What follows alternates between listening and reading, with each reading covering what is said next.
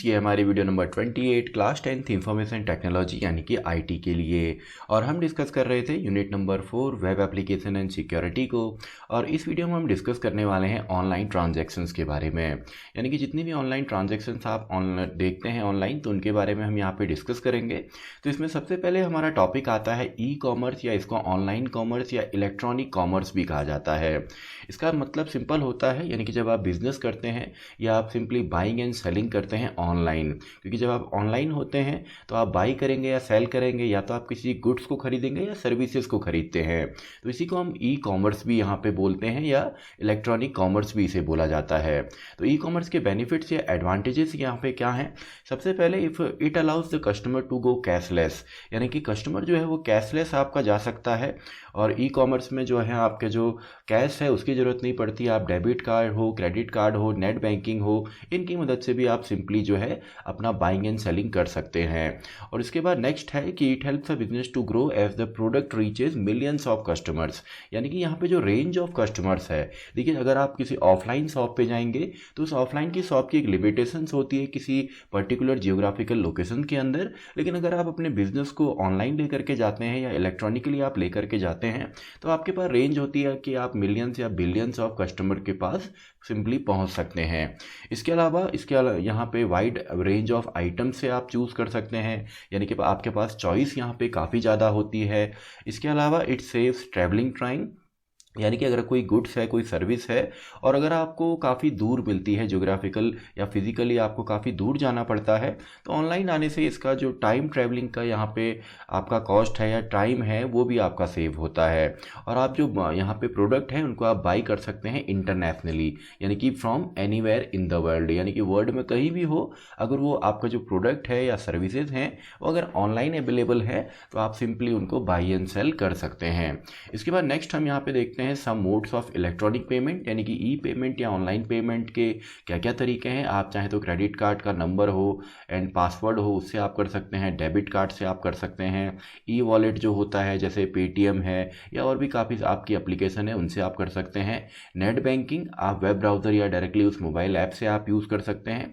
और इसके अलावा बैंकिंग एप्लीकेशंस काफ़ी ज़्यादा आते हैं। आप अमेजन से जो है शॉपिंग कर सकते हैं, या आपके पास व्हाट्सअप से आप शॉपिंग कर सकते हैं, या गूगल पे है, फ़ोन पे है, पेटीएम है। तो ये सभी आपके बैंकिंग एप्लीकेशन हैं जिनकी मदद से आप सिंपली शॉपिंग ऑनलाइन कर सकते हैं। इसके बाद नेक्स्ट हमारा टॉपिक आता है ई शॉपिंग, जिसको हम इलेक्ट्रॉनिक ऑनलाइन या डिजिटल शॉपिंग भी कहते हैं। तो एक तरीके का इलेक्ट्रॉनिक कॉमर्स है जहाँ पे बाइंग एंड सेलिंग डायरेक्टली होती है इंटरनेट की मदद से। अब इसमें आप वेब ब्राउज़र की मदद से आप शॉपिंग करते हैं, वेब ब्राउज़र में आप ओपन कर सकते हैं वेबसाइट्स को, या इनकी मोबाइल एप्लीकेशन भी आती हैं। तो आपने देखा होगा जैसे अमेजन है, फ्लिपकार्ट है, मीशो है, तो इस तरीके से काफ़ी सारे हमारे एप्लीकेशंस हैं जो हमें ऑल यहाँ पे प्रोवाइड कराते हैं। सभी तरीके के जो प्रोडक्ट्स हैं वो यहाँ पे अवेलेबल होते हैं। नेक्स्ट हमारा आ जाता है ई रिजर्वेशन या इलेक्ट्रॉनिक रिजर्वेशन। इसका मीनिंग सिंपल है कि अब आप चीज़ों को रिजर्व करते हैं इंटरनेट की मदद से, ताकि आपको जब वहाँ पर ज़रूरत पड़ेगी तो आपको वहाँ पर पूरा जो रिजर्वेशन है, जो बुकिंग है, वो आप एडवांस में कर सकें। और किस किस चीज़ की आप रिजर्वेशन कर सकते हैं, जैसे ट्रेन रिजर्वेशन है, या आपका कोई मूवी टिकट रिजर्वेशन है, इसके अलावा कोई अपॉइंटमेंट आपने कहीं पे लेनी है, तो ये सभी आप ऑनलाइन यहाँ पे कर सकते हैं, जिसको हम इलेक्ट्रॉनिक रिजर्वेशन या सिंपली ई रिजर्वेशन भी कहते हैं। नेक्स्ट हमारा टॉपिक है इंटरनेट सिक्योरिटी। तो इंटरनेट सिक्योरिटी सिंपल होता है, ये डिस्क्राइब करता है उन सभी टर्म को जो कि इंटरनेट में सिक्योरिटी के लिए हमारे पास अवेलेबल हैं, यानी कि जो भी आपने एक्टिविटीज़ करी हैं या ट्रांजैक्शंस आप करते हैं इंटरनेट पे, तो उनको सिक्योर कैसे किया जाए। तो इसमें एक टॉपिक आपका आता है साइबर सिक्योरिटी। तो cyber security is the practice of protecting critical systems and sensitive information, यानी कि साइबर सिक्योरिटी क्या है, ये एक प्रैक्टिस है या सिंपली प्रोसीजर है किसको प्रोटेक्ट करने का, आपका critical system and sensitive information को। और किस चीज़ से सिक्योर करेंगे? डिजिटल अटैक से, जैसे आपका हैकिंग है, क्रैकिंग है, फिशिंग है। तो जितने भी यहाँ पे अटैकिंग के अलग अलग मेथड्स हैं उनसे बचाने का या प्रोटेक्ट करने के ही प्रोसेस या प्रैक्टिस को हम सिंपली साइबर सिक्योरिटी बोलते हैं। तो इसके अलावा एक और डेफिनेशन इसकी है, it is the practice of defending computer, computer को डिफेंड करना, सर्वर है या मोबाइल डिवाइसेज हैं, इलेक्ट्रॉनिक सिस्टम्स हैं या नेटवर्क है, और सिंपली आपका डेटा है फ्रॉम मेलिशियस सॉफ्टवेयर। तो मेलिशियस मतलब सिंपली आपका हार्मफुल होता है, यानी कि मैलिशियस या सिंपली हार्मफुल सॉफ्टवेयर के से बचना या हार्मफुल जो अटैक्स हैं उनसे बचने को ही साइबर सिक्योरिटी कहा जाता है। तो टाइप्स ऑफ साइबर सिक्योरिटी में पहला आपका आ जाता है नेटवर्क सिक्योरिटी, यानी कि अगर आप एक नेटवर्क को ही सिक्योर करेंगे या आप जिस एप्लीकेशन को यूज़ कर रहे हैं उसको आपने सिक्योर करना है, या अनऑथराइज्ड एक्सेस से आपने सिक्योर रहना है। अनऑथराइज्ड एक्सेस यानी कि बिना आपकी परमिशन के अगर कोई आपके एप्लीकेशंस को यूज़ करता है, आपके आईडीज़ को यूज़ करता है, तो इनसे हम बच सकते हैं।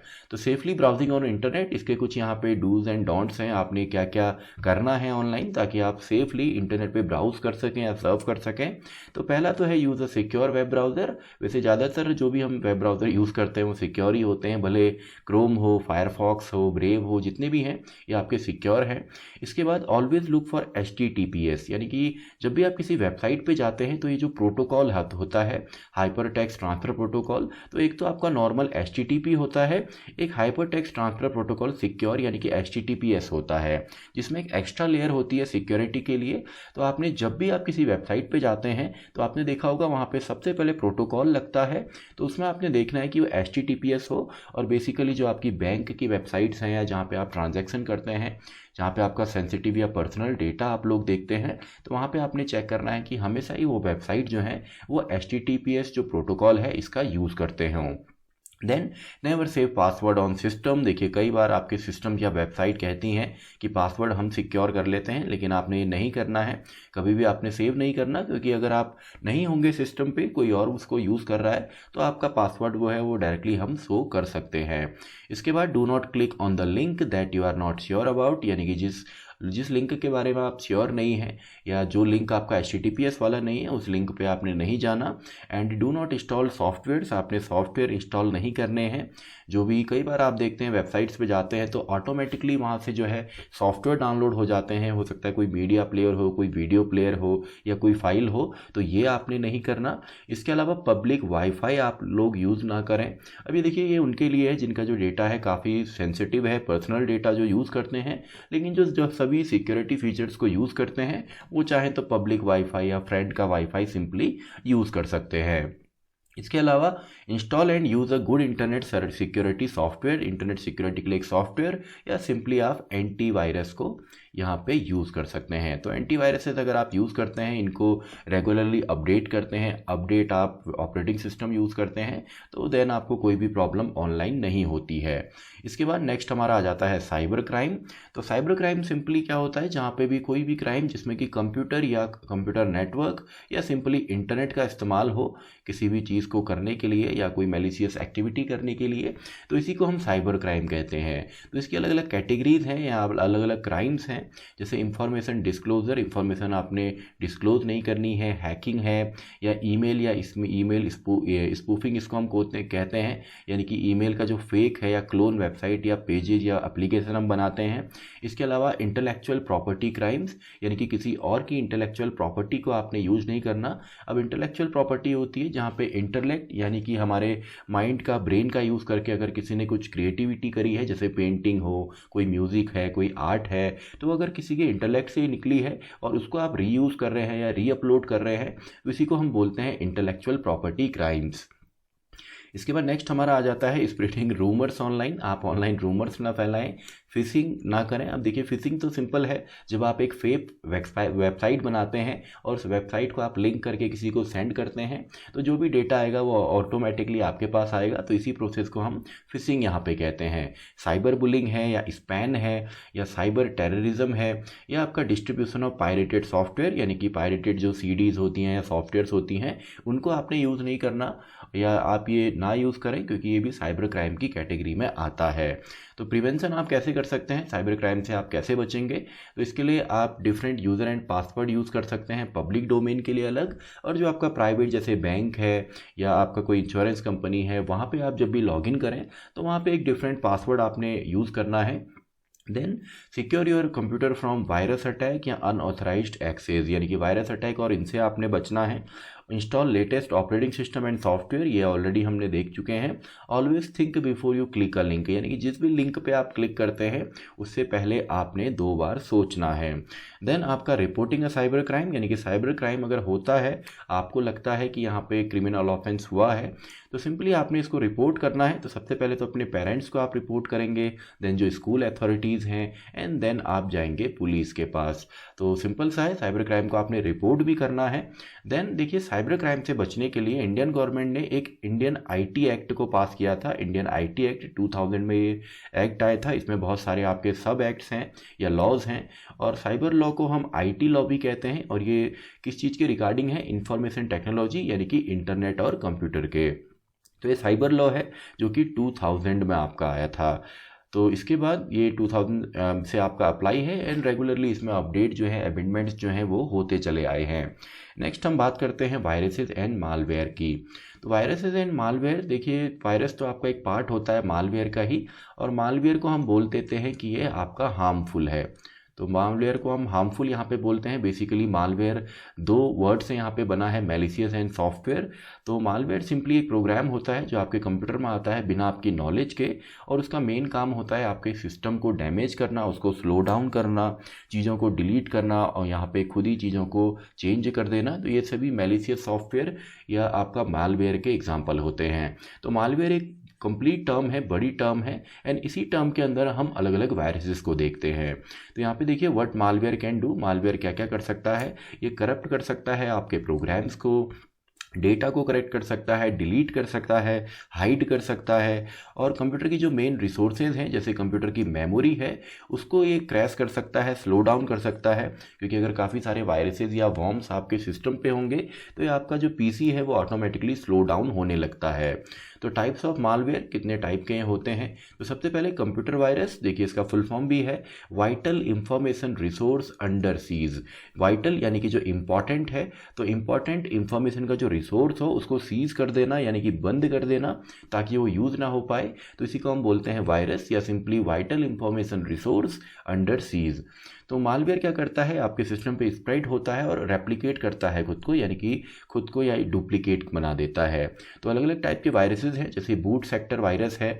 ये वायरस मेनली आपका जब सिस्टम स्टार्ट होता है, तो स्टार्ट होने में बायोस आपका चलता है, बेसिक इनपुट आउटपुट सिस्टम, या बूटिंग के टाइम पे, यानी कि जब आपका स्टार्ट हो रहा है तो हार्ड डिस्क में एसएसडी के अंदर इसको हम प्लांट करते हैं, यानी कि ये जो काम करता है बूटिंग के टाइम पे करता है। इसके अलावा प्रोग्राम वायरस होते हैं, ट्रोजन हॉर्स होता है। ट्रोजन हॉर्स सिंपली आपका एक वायरस का फॉर्म है जो कि एक यूज़फुल वायरस की तरह आपके सिस्टम पे आता है, यानी कि आप उसको डाउनलोड करेंगे या क्लिक करके डाउनलोड करते हैं एज अ यूज़फुल सॉफ्टवेयर, लेकिन सिस्टम पे आने के बाद ये अपनी हार्मफुल एक्टिविटीज़ को स्टार्ट करता है।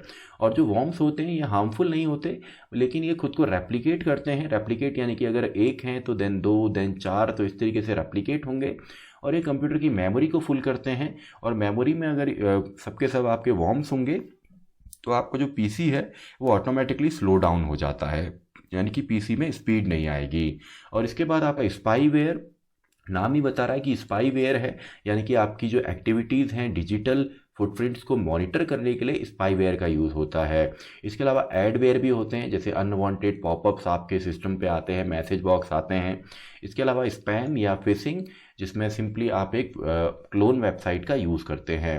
अब वायरसेस के मेन सोर्स क्या हैं? सबसे पहले रिमूवेबल डिस्क हो गया, जैसे आप पेन ड्राइव यूज़ करते हैं या सिंपली फ्लैश ड्राइव भी जिन्हें कहते हैं। इसके अलावा सीडी है, डीवीडी है, और भी आपकी जो डिवाइसेस हैं जैसे हार्ड डिस्क वगैरह है।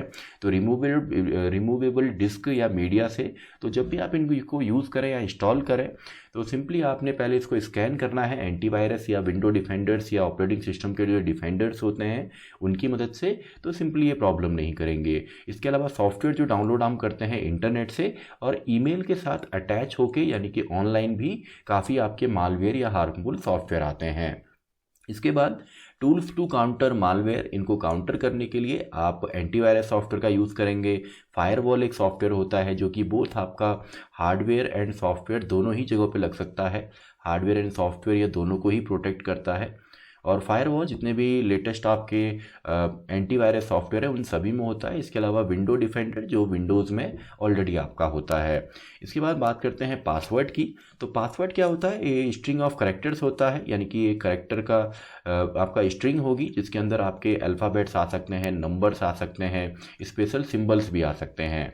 तो स्ट्रॉन्ग पासवर्ड बनाने के तरीका क्या है, आप पर्सनल इन्फॉर्मेशन यूज़ ना करें, यानी कि अपनी डेट ऑफ बर्थ है, नेम है, या कोई भी आपकी जो पर्सनल डिटेल है, नेम, सरनेम, इनको आपने यूज़ नहीं करना। आपकी डेट ऑफ बर्थ है या डेट का मंथ है उनको यूज़ ना करें। स्पेशल करेक्टर को आप यूज़ कर सकते हैं, जैसे @ है, डॉलर का सिंबल है, हैश का सिंबल है, एंड का सिंबल है। और लॉन्गर पासवर्ड आपने बनाने हैं, रेगुलर बेसिस पे आपने अपने पासवर्ड को चेंज करना है और हर अकाउंट के लिए आप डिफरेंट यहाँ पे पासवर्ड को यूज़ करेंगे। तो इसके बाद कुछ क्वेश्चन भी हैं, जैसे व्हाट इज़ मालवेयर, फिशिंग क्या होता है, 2 एंटीवायरस सॉफ्टवेयर के नाम आपने बताने हैं, और ई शॉपिंग क्या होती है। तो आई होप आपको ये टॉपिक सभी समझ में आए होंगे। तो इस वीडियो के जो नोट्स हैं, यानी कि ये जो नोट्स हैं, ये आपको डिस्क्रिप्शन बॉक्स में मिलेंगे, और अगर आपने प्रीवियस वीडियोस नहीं देखी हैं तो उनके नोट्स जो हैं वो भी आपको डिस्क्रिप्शन बॉक्स में मिलेंगे। तो इसी के साथ हमारी ये वीडियो भी ख़त्म होती है, वीडियो नंबर 28। तो मैं मिलता हूँ आपसे अगली वीडियो में, वीडियो नंबर 29।